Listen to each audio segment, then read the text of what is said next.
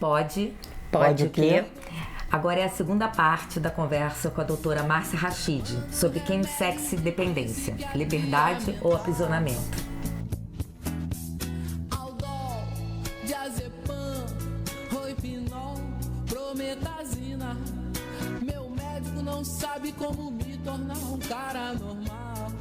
Chegaram a ver uma série chamada Máscaras de Oxigênio? Sim, vi tudo. Então, essa até série... Foi o que a gente estava falando hoje mais cedo, eu falei com o Eu fiz Alex. a consultoria, chama Máscaras de Oxigênio Não Cairão Automaticamente. Esse nome é por causa do Máscaras de Oxigênio Cairão Automaticamente. É. Quer dizer, se você, aí ali na série o objetivo era esse, se você está, naquele momento, era 1989, se você está doente, com uma doença estigmatizante, que ninguém sabe nada, que não tem remédio, não espere ajuda, porque a ajuda não virá automaticamente. Então era esse o objetivo. Não espere, e o Máscaras de Oxigênio Não Cairão é porque eram todos comissários que se envolveram, que se uniram para trazer a ZT contrabandeado para o Brasil. E um dos comissários era a pessoa que estava com AIDS, porque já tinha sarcoma de Kaposi, então sarcoma já é sinônimo de AIDS. E aí, quando eu comecei a fazer a consultoria, eu tive acesso desde o primeiro texto, foi tudo desde o início, foram 2 anos de consultoria. E aí, nessa época do Tolimpo, o diretor falou assim: Márcia, vê se assim pode sair essa cena do Tolimpo. Eu falei, não, já falei que não quero essa frase, porque todos os ativistas ficam enlouquecidos quando falam, tô limpo porque eu tô sujo? Uhum. E aí, só que eu já tinha explicado isso várias vezes nas reuniões, que o tô limpo não se usa porque você está dizendo que o outro tá sujo. Aí eles botaram a seguinte cena. Bom, vou dar um spoiler. Tem o Johnny Massaro, que é o que tem AIDS, e o parceiro que diz para ele, tô limpo. E aí eu falei que eu não quero isso. Márcia, lê a cena primeiro, antes, porque eu dava muita bronca, eu reclamava de tudo. Não, mas porque até tem toda uma questão de como falar. Aí ele vira e fala assim, meu teste não deu nada, eu tô limpo. Aí o Johnny vira, por acaso eu tô sujo? Assim com uma cara, por acaso eu tô sujo? Aí fica aquele silêncio rápido, né, para fazer quem tá vendo também pensar. Aí ele cospe no rosto do que diz que tá limpo. Aí ele levanta e vai embora. Eu falei, gente, nossa, assim pode. Assim pode. Aí passou, porque a ideia era essa. Tá limpo por quê? Sim. Porque você não tem HIV? Então quem tem HIV tá sujo? Não, não tá. Não tá. E tem mais uma coisa, quem tem HIV se trata e não tem mais HIV no sangue. Sim. Então isso tudo foi passado na série e com muito cuidado, as informações, tanto a parte técnica como passar a mensagem geral, porque até uma pessoa me falou, eu choro. Eu falei, eu também, eu já vi mais de não sei quantas vezes e choro todas as vezes. Então emoção não é sinônimo de tristeza. Eu falei para essa pessoa, eu falei, a série não é triste, a série é emocionante. Mas o sentido geral dela é solidariedade. Sim. É mostrar a importância da união. Todo mundo que naquela época, e aquela história toda real, sim, toda aquela época, quem está vivo até hoje, e tem gente que fala assim, Márcia, eu sou dessa época, lembra? Claro que eu lembro, que as pessoas recebiam a ZT porque alguém trazia contrabandeado e está vivo. Você vê, é como a gente ter um olhar, né? Quando eu olhei o nome, né, da série, eu, no primeiro momento, falei, mas tem a ver por causa de avião, né, comissários. Mas aí eu vi, porque você precisa fazer por você. É isso. Né? Porque elas caem automaticamente, né? Mas não vai cair, não vai cair. Se você está com AIDS, se você é gay, se você está numa situação que não tem remédio no país, o remédio é proibido, né? Não vai, ajuda não virá automaticamente. E aí a gente mostra a força da união. Nossa, eu achei fantástica a ideia deles com esse nome. E muita gente não entende. Inclusive, uma jornalista que falou que não tinha gostado do nome, eu fiz questão de colocar meu comentário, ela entrou no direct, conversou comigo e falou, agora eu entendi. Não, maravilhoso, eu achei perfeito. Óbvio que as pessoas às vezes talvez não tenham sensibilidade, né? Vão ligar logo a questão do avião, e, né? Porque trabalham no avião, mas assim... Agora, tem um ponto aqui que a gente está conversando, tá ótimo, mas assim, você acredita, Márcia, que o chemsex é sobre...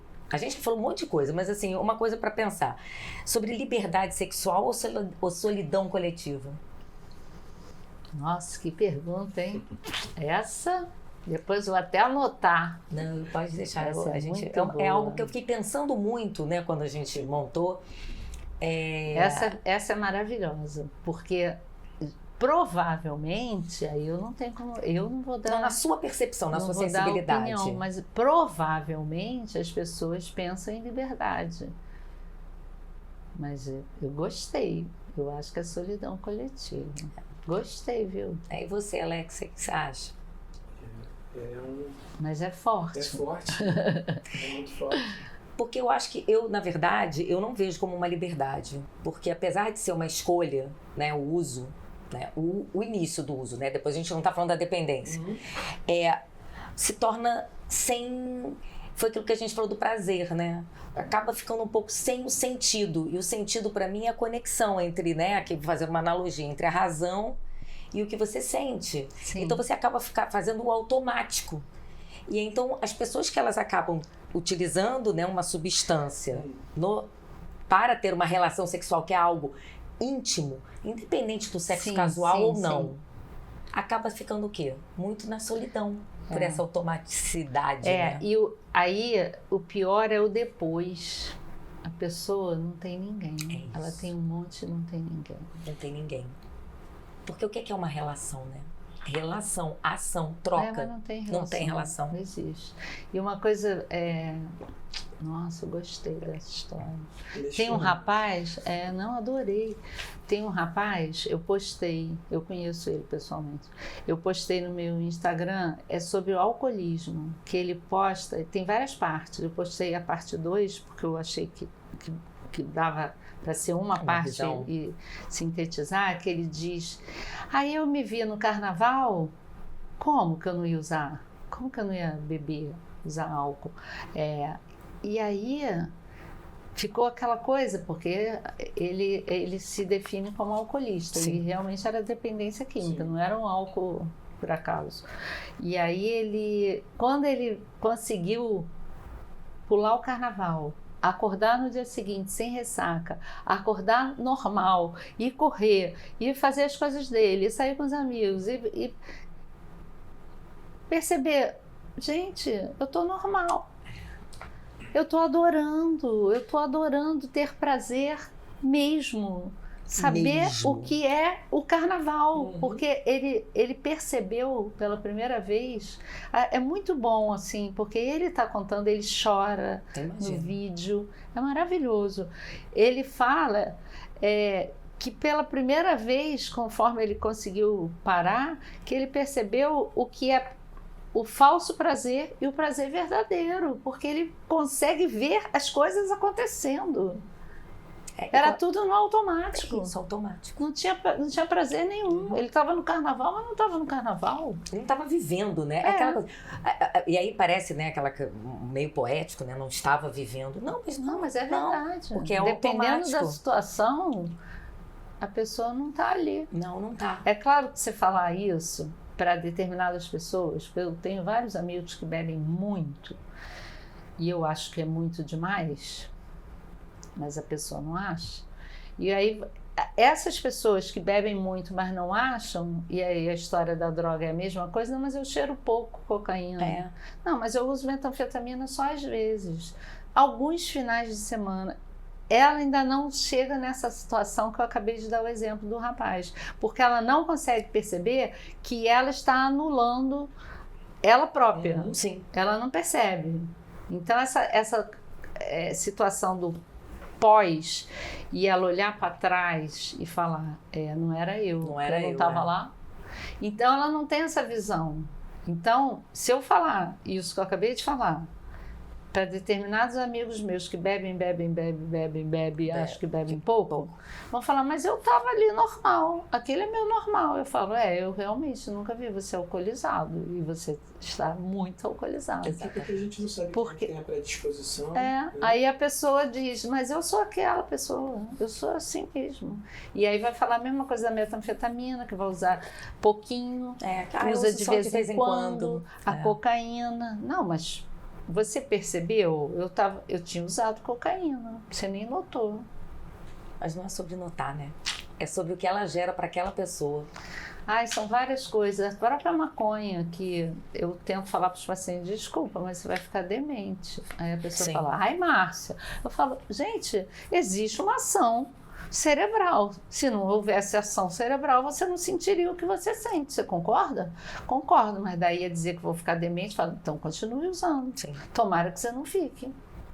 E aí, óbvio que eu sou radical em várias coisas, no sentido de tentar jogar pesado com a parte técnica para ver se dá um estímulo, porque eles sabem que eu não tenho preconceito. Então, por isso que eu consigo fazer isso, porque você mistura.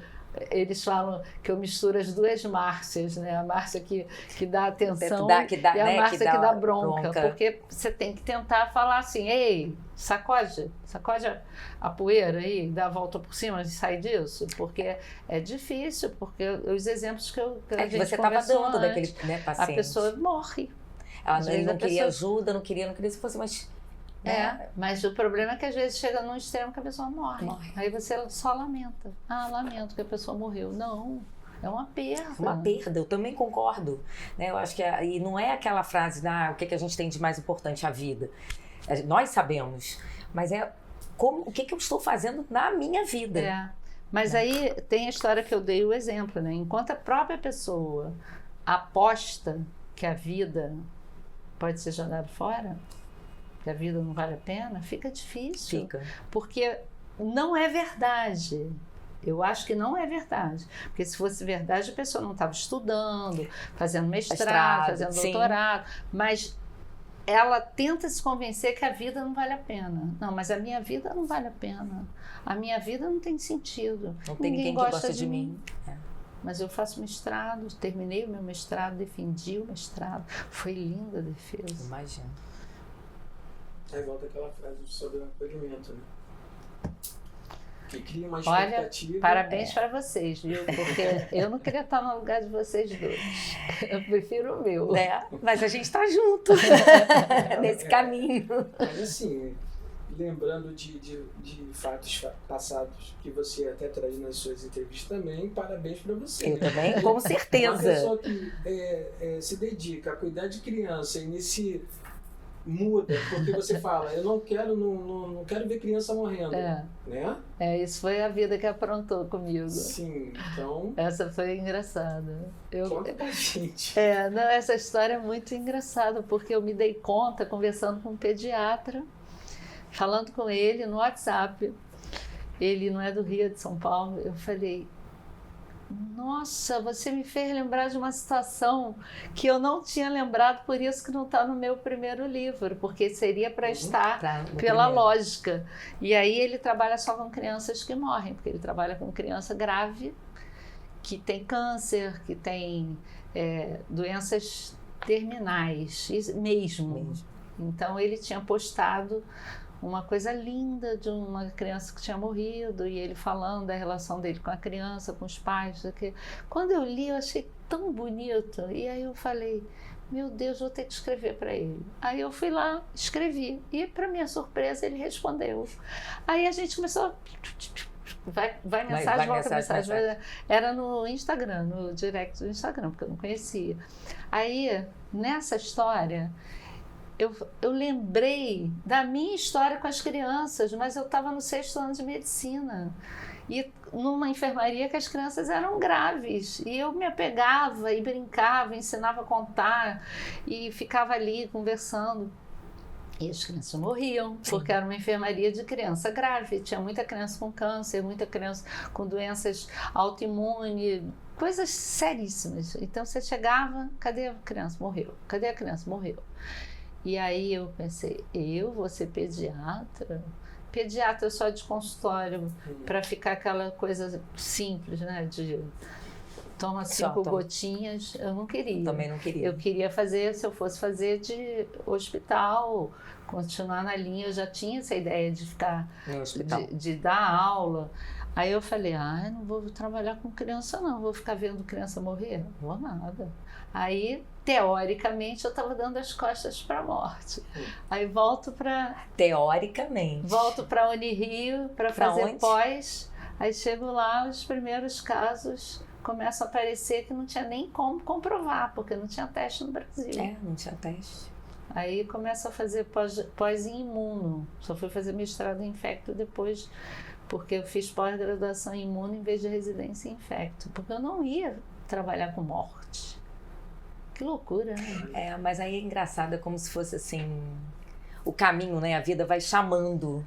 Aconteceu, porque os pacientes chegavam e ficavam ali conversando, e eu atendendo imunologia, atendia pessoas saudáveis, tinha asma, tinha urticária, tinha coisas normais que não morriam, né? Que não matava ninguém.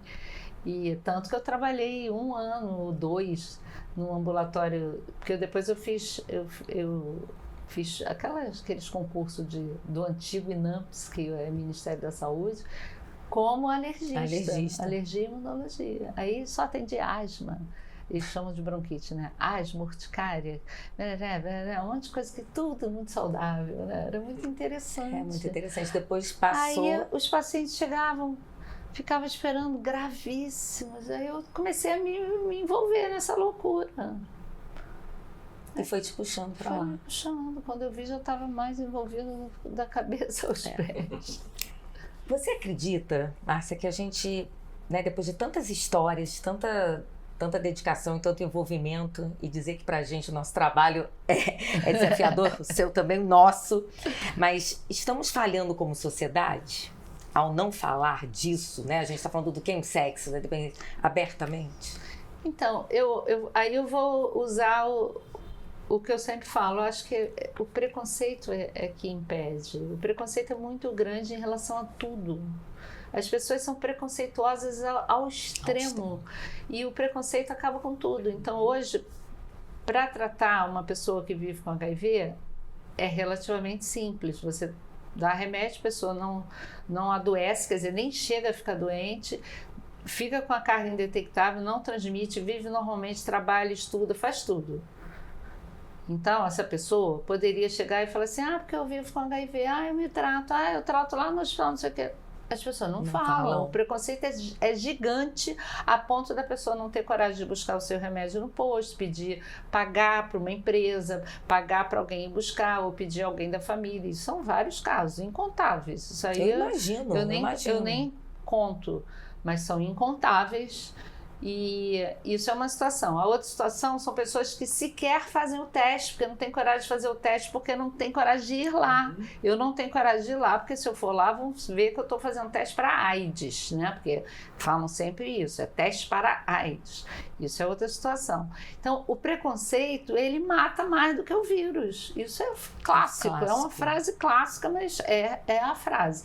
Aí, quando você vai ampliando, o preconceito em relação à droga, o preconceito em relação à sexualidade, as pessoas têm anos e anos e anos e anos numa empresa e essa pessoa é gay. A empresa sabe? Não. Se souber, vai continuar? Talvez não.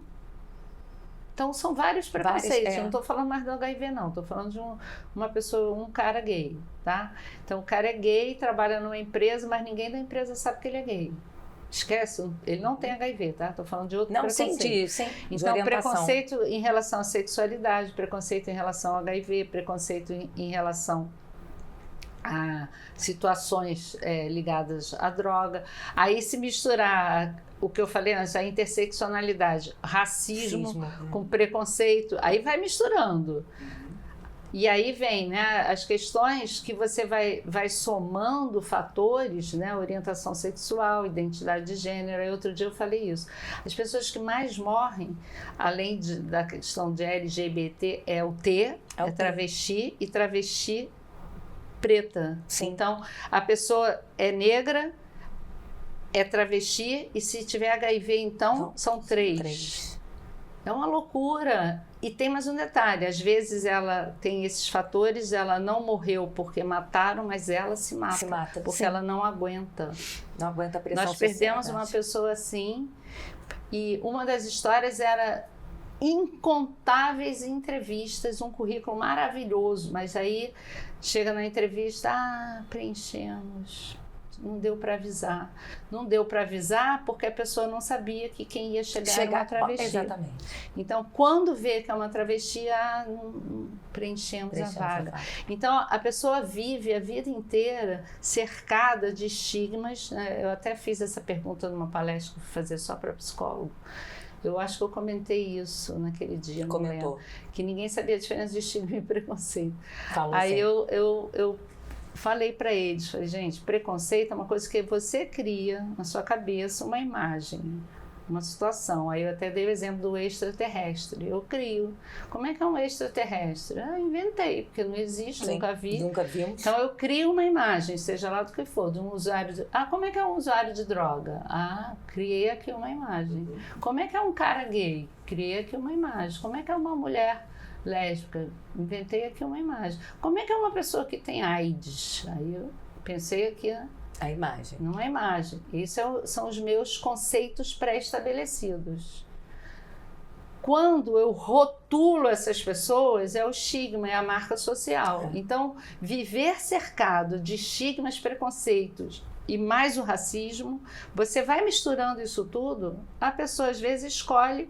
É aquela coisa, ou alguém vem e mata, por isso que tem realmente o Brasil ainda é o país que mais mata a comunidade LGBT e mais, especialmente o T, porque odeia travesti, porque eu não aguento essa mulher na minha frente, que é uma mulher que eu amo, que eu quero, que eu desejo, mas sexualmente, quer dizer, o sexo biológico é de um homem, então eu odeio essa pessoa, essa figura que está aqui, então eu vou matá-lo, vou destruí-lo. Então o que mais morre ainda é o T, e morrem jovens, muitas morrem jovens, e se misturar a questão que eu falei, isso é no mundo todo. Existe até um dos slides que eu usava muito, acabou que ele foi ficando mais velho, eu tirei, mas era uma passeata de travestis, dizendo as travestis pretas são as travestis que mais morrem. Quer dizer, mistura a questão do racismo. Que mais morrem e que também se matam quando elas não aguentam a pressão social. Então, é muita coisa. Então, eu acho que o preconceito é o principal responsável, porque se falar assim, tem um amigo meu que é usuário de droga, não quero conhecer, não. Não. Nem me apresenta. Nesse nível. Exatamente. E aí a gente não vai nem botar mais fatores, né? Mas são vários fatores. São vários fatores. E aí vai o quê? Excluindo. Você vai excluindo. Né? Aí é a seleção. É a seleção. Que a pessoa lá jovem estava fazendo. Porque você não tem como fazer isso, gente. Não é assim. Eu não me protejo do usuário de droga. Eu me protejo de eu não usar droga por uma opção que é baseada em toda uma informação, toda uma formação, toda uma história de vida. Aí a minha escolha é não usar drogas. Sim. Eu me protejo. Eu não vou selecionar. Eu não quero falar com você porque você usa metanfetamina. Eu não quero você. Não quero nem que chegue perto, né? Não é isso. É olhar para si, exatamente. Eu não sei se eu te respondi, mas eu acho que o preconceito da sociedade é muito forte. A gente está num momento muito ruim. É óbvio, a gente não vai falar nada em relação à questão de política e religião, porque eu acho que é difícil demais. Mas a gente está num momento complexo. A gente vive uma sociedade esquisita. Sim. A questão do fundamentalismo. Eu estava até estudando muito isso para tentar entender melhor, porque se você... eu até fiquei com isso assim, eu vou ter que estudar um pouco mais, porque eu tenho alguns pacientes que são evangélicos e eu fico tentando conversar com eles assim, então me explica, né? Como é isso? Aí um ficou tentando me explicar.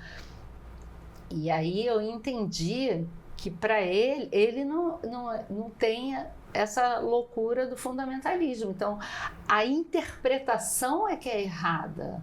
O fundamentalismo é você interpretar erradamente os textos religiosos, sim, que inclui a Bíblia. Então, o problema não é a religião, não é você ser católico, ou ser umbandista, ou ser do candomblé, ou ser evangélico. O problema não é esse. O problema é a maneira que as pessoas interpretam. Sim. E aí entra também... E aí entra mais um fator, porque se você for do candomblé, você é demoníaco. Sim. Se você for evangélico, eu também não quero falar com você, porque você vai mandar eu deixar de ser gay.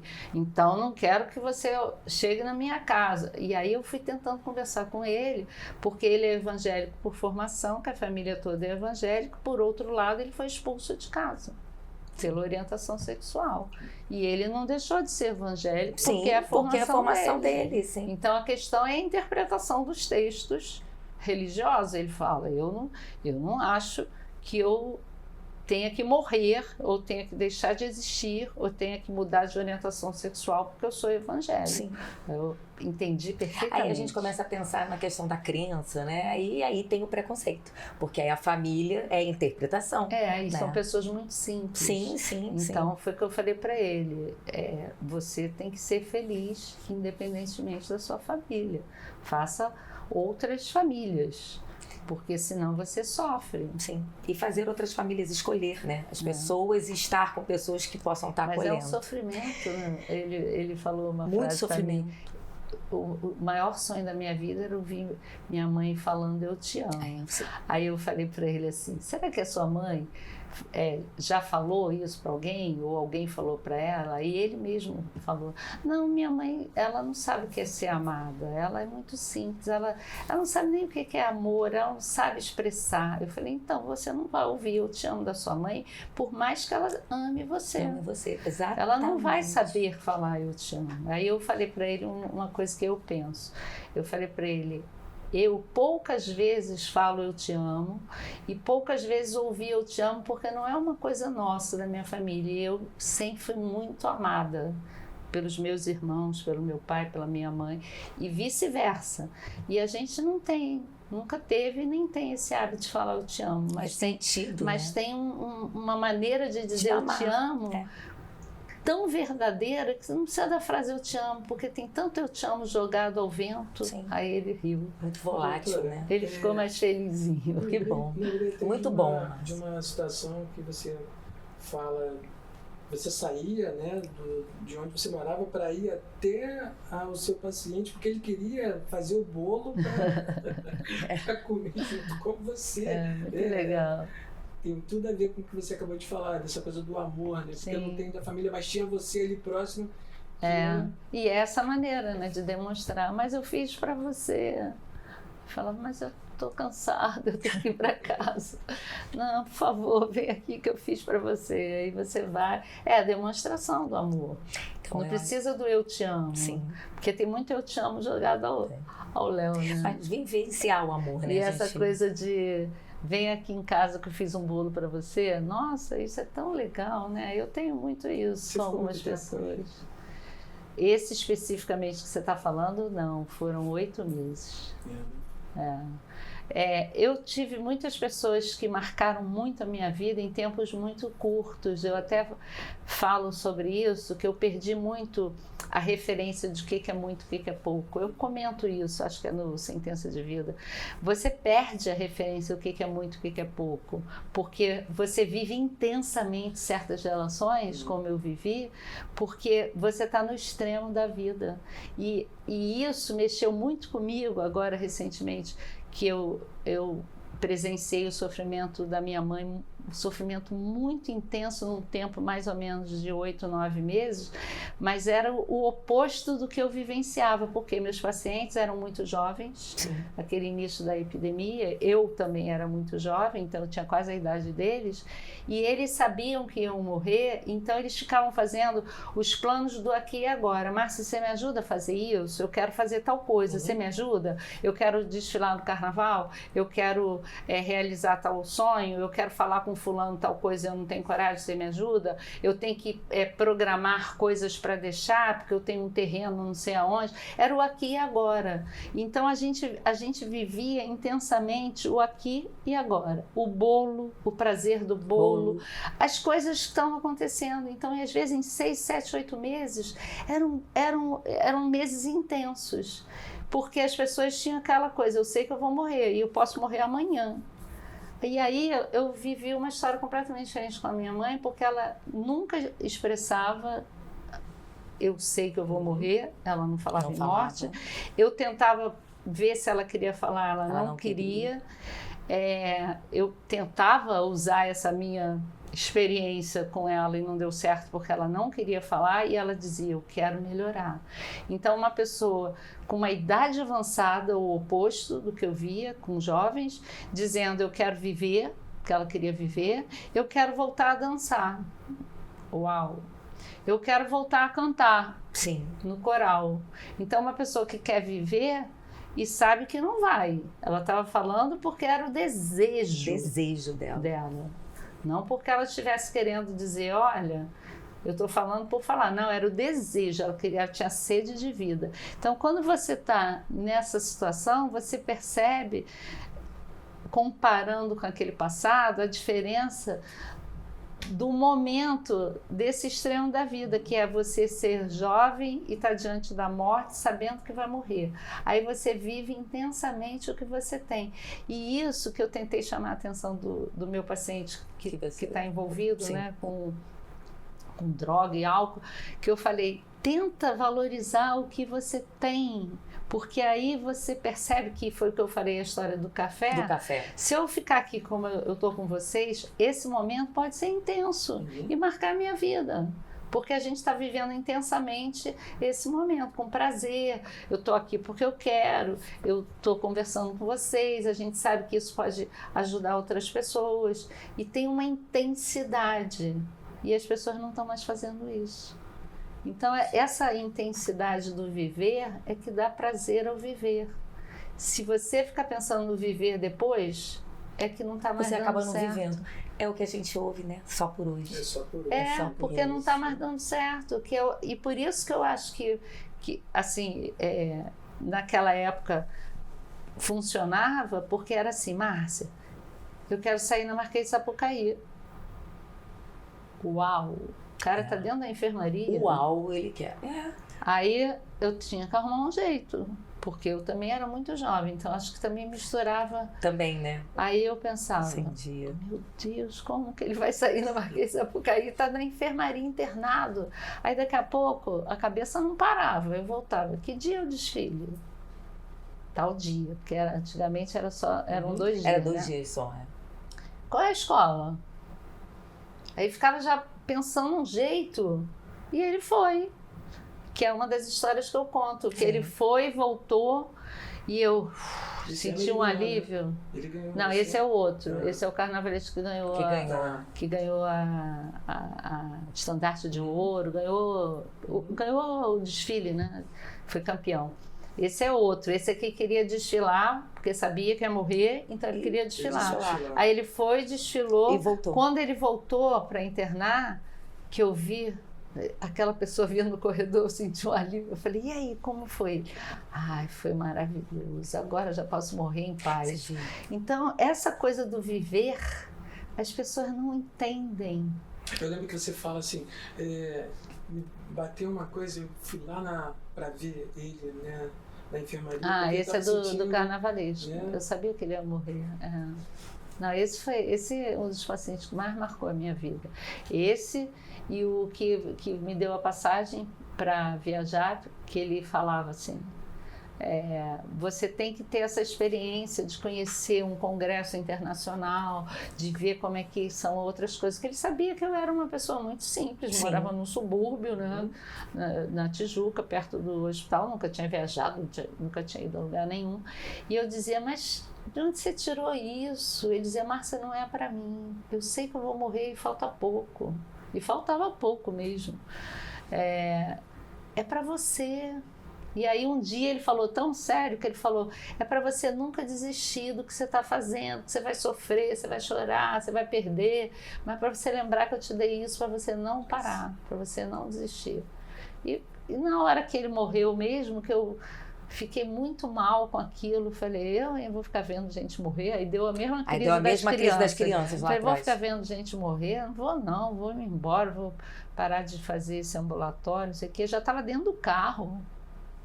Eu ia embora para casa. Aí veio na minha cabeça ele falando, é para você não desistir.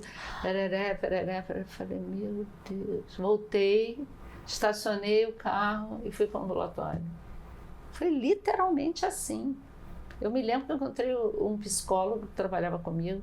Eu falei, eu não vou fazer mais ambulatório. Eu vou ficar vendo um atrás do outro morrendo. Isso era 1988. Não vou mesmo. Chega, para mim já deu. Fulano morreu e todo mundo sabia que eu gostava muito dele.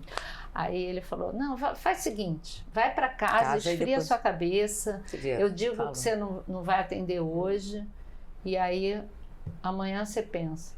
Aí eu fui pegar o carro, estava indo embora para casa. Quando você lembrou da fala dele. E o carro ficava estacionado de um jeito que eu tinha que sair para cá, então o carro estava assim. E era aquela manobra de sair daqui para lá. Quando eu comecei a fazer isso, veio tudo na minha cabeça. Sim. Eu falei, como assim? O cara me dá uma passagem para ir para o exterior, um congresso internacional, para que eu use isso para minha vida, para eu nunca desistir. Eu voltei, fui para o ambulatório. É muito louco, né? Parecia que estava escrito. Hoje, né? Você viver a vida, né? E não é romantizando, né? A gente volta para aquela questão. Por isso eu tento conversar isso com todo mundo e escrevi os livros com essa intenção, quando as pessoas falam assim, o editor fala, nunca vi ninguém comprar tanto livro como você, porque eu compro para dar. Você compra para dar. Aí eu falo para ele, eu não fiz livro para ganhar dinheiro, eu fiz livro para divulgar o que eu penso. Porque eu acho que é importante, por isso que eu sou ativista, por isso que eu sou de uma ONG. E aí, cada vez que eu acho que eu consigo passar essa ideia do viver, e o nome Sentença de Vida foi dado por eles, porque eles entenderam a mensagem, que eu falo exatamente isso. Eu aprendi naquela época a importância do aqui e agora. E uma coisa que, infelizmente, a minha mãe não conseguiu, né? Ela até conseguiu um pouco, sim, porque ela curtia. Quando chegava um neto, a gente levava, mãe, vamos ali para você comer uma coisa que você gosta. Aí a gente ainda dava uma voltinha, só no finalzinho que ela já não conseguia mais sair. Mas eu digo assim, no sentido de que ela achava que tinha mais vida para viver, que é literalmente essa frase, e não tinha. Então acho que ela perdeu um pouco porque ela ficou muito triste. Sim. E essa tristeza eu não via com as pessoas morrendo. É muito louco isso. Não, porque tinha o tempo, eles viviam aquele tempo. E aí essa que coisa, era um tempo... E aí eu gosto de dar esse exemplo do café. Vamos tomar um café? Mas vamos tomar um café sem hora. Que é a história do garoto que eu contei do Eu Te Amo. Do Eu Te Amo, que a gente sentou, tipo assim, eu marquei com ele 2 horas. Ele tá saindo do Rio, passou pro mestrado. Ai, que bacana. E ele começou a estudar com muito estímulo meu. Quando ele descobriu o vírus, descobriu que estava infectado, ele foi procurar o grupo, não sei o quê. Não deu nem tempo da família saber do vírus, porque ele não contou. Só falou que era gay. Quando ele falou que era gay, foi expulso. E aí ele sempre fala que ele sempre vai lembrar de mim como uma pessoa que estimulou. E agora já está fazendo mestrado. E aí, pois é, aí a gente sentou, foi muito engraçado, porque ele lê muito. A gente começou num assunto que era para tomar um café, eu dar uns de livros que eu tinha levado para ele, conversar uma coisa da viagem. Eram 7 da noite, a gente não levantava, a gente trocou de lugar. Foi trocando. A gente encontrou uma outra pessoa e estava falando de Bell Hooks, começamos a falar de amor, nossa, que massa. Não sei o quê. Foi muito interessante. Aí eu falei para ele isso, eu falei, olha, parece que você me conhece muito, porque eu não tomo café para levantar em 15 minutos e ir embora, porque esse café eu faço lá na minha casa. Porque aí toma, né? A gente toma igual aqui no consultório. Eu tomo rapidinho e não, mas não é. Aí ele falou, não, mas eu queria ficar muito com você. Que bom. Eu também queria, eu também tive isso na PUC com você, eu queria muito. Essa coisa do curtir, mesmo que seja um dia. Tem gente que eu conheci, fiquei, como você perguntou, poucos meses, assim, 3 meses, 4 meses, mas estão comigo até hoje. Esse rapaz que eu acabei de contar a história, ele morreu em 1988. Ele está comigo para sempre. Com você para sempre. Como o Herbert Daniel, gente. Eu convivi com o Herbert Daniel 3 anos, mas em 3 anos poucas vezes, porque trabalhava que nem um louco, viajava muito, mas os momentos que a gente tinha, e eu lembro muito de um que eu estava na casa dele, sentada no sofá na casa dele, mexendo em papel, separando coisas para dar aula, eram momentos intensos. Sim. Eu prezo e penso muito com você nos momentos, né? O quanto a gente às vezes deixa de vivenciar momentos por essa, né? Tem que fazer isso, tem que fazer aquilo. E você não olha o outro. Não olha o outro, exatamente. Eu tenho muito isso com um sobrinho meu, que ele é uma pessoa muito... Eu gosto demais dele. E ele sabe. E a gente quase não se vê, mas o momento é precioso. E ele percebe.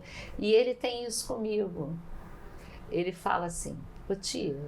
Sabe? Jeitinho assim. Ô tia, você nota que ele tem a mesma coisa comigo. Sim. Às vezes ele está viajando, ele viaja muito a trabalho, às vezes ele está fora do Brasil, até ele manda uma mensagem que é essa cara, sabe assim? De uma pessoa que entende exatamente o que eu sinto por ele e eu sei o que ele sente por mim. Porque a gente não vive junto, a gente está sempre... cada um fazendo as suas coisas, mas aqueles momentos que a gente se encontra, o abraço é especial, as frases trocadas, o olhar, o pensamento é harmônico, tem sintonia. Essa coisa de valorizar os momentos, se as pessoas aprendessem isso. E aí entraria na questão do sexo. Porque se uma relação sexual ela é valorizada, não ia ser esse automático. Sim. E eu conheço, quer dizer, eu já fui a algumas saunas por causa do Pela Vida, né? A gente faz trabalho também em sauna e quando dá para eu ir, eles avisam que eu vou, né? Porque a sauna é masculina e tem que avisar que eu vou. Que você está indo. Mas eu conheço pessoas que trabalham na sauna, tanto que chama de boy, né? Tanto a pessoa que faz programa, como pessoas que trabalham, que dão toda a parte, né? Assistência lá da parte funcional. Técnica. Então, é tudo no automático. Entra e sai, quer dizer, vários clientes, X, né? 5, 6, 7, X por período, só transando para ganhar o dinheiro lá do trabalho.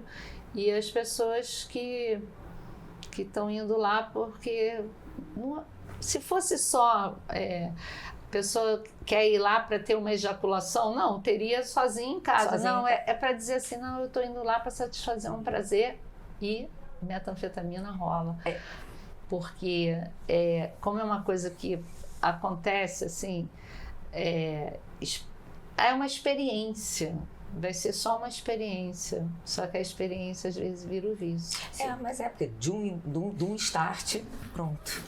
A gente não sabe quem tem a predisposição. E que se coloca. E vira, lógico, aquele ciclo que a gente estava conversando hoje também, daquela montanha-russa, né? Entra em looping. Aí vira essa coisa, automático, tá tudo no automático. Né? E tá virando automático tudo, né? O celular, o joguinho. Até a série que vicia, né? Vicia, se você não acaba a série, você fica na série. Que a gente até pensa que entra esse vício, né, da série e tudo, mas que ainda tem ali o entretenimento. A questão é quando aquilo fica, entra outro, você não sai daquelas, né, do olhar ali pra tela. Aí a gente é que se preocupa. Gente, quer muito, muito, muito te agradecer de você ter me aceitado, sem me conhecer tanto, e dizer que, mais uma vez, assim, mais do que um prazer. Eu acho que tomar um café, a gente lá em frente na PUC conversando, me tocou muito, eu nunca vou esquecer. Assim, foi muito, muito, muito. E aí a gente queria estar te agradecendo com um presente, a meia do nosso podcast. Que legal! Então, a meia. É que eu e o Alex, a gente gosta muito de usar meia estilizada, então a gente criou. Adorei a ideia. A nossa meia. com a logo, né, do Pod. Muito boa ideia. Nossa, adorei. Ai, que bom. E eu também adoro meia. Eu também adoro meia. Engraçado, adoro. né? E tem várias pessoas que a minha mãe adorava meia. Pronto, olha. Ela falava, compra uma meia para mim. Eu dizia, mãe, você tem um monte de meia. Aí ela falou, não, mas é porque eu fico só de meia. Porque ela ficava só de meia muitas vezes, né?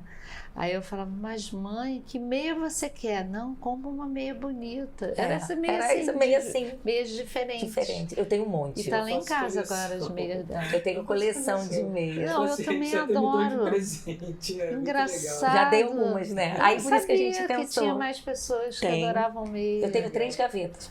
Sério? Sério. Ai, gente, adorei. E também vou te dar meu carinho, meu livro. Já tem a dedicatória. Que bom. Né? Meu livro é sobre contos eróticos. E tem uma... Antes de cada um... Meu e da Jamile, também uma psicóloga e sexóloga, minha amiga. E a gente fez justamente como um instrumento para terapia sexual. Muito mas bom. É para todos. Né? Então, antes de cada conto tem uma que a gente chama de preliminar, falando sobre o tema de uma forma bem tranquila sobre o tema. Que bom, Depois gostei. Dê uma olhada. Bom. Olha, te agradeço ter tirado um tempinho para estar vindo aqui conversar com a gente. Eu sei que você fica nessa correria. Não, mas já estava programadinho. Eu que agradeço. Muito, Márcia, muito obrigado. Né? A gente faz aqui o nosso fechamento. Eu adorei ter vindo. Que bom. Eu que agradeço muito a sua disponibilidade. Nossa, nós que agradecemos, né, Alex? Muito. Esse foi o Pod. Pod o quê? Pode falar, pode escutar, pode cuidar. Não é isso, Alex? É isso. E a gente fica por aqui. Até a próxima. Até a próxima. Muito obrigada. Ai, muito obrigada. Tô cansado de tanta leva-me promazina. Ai, que sofrer.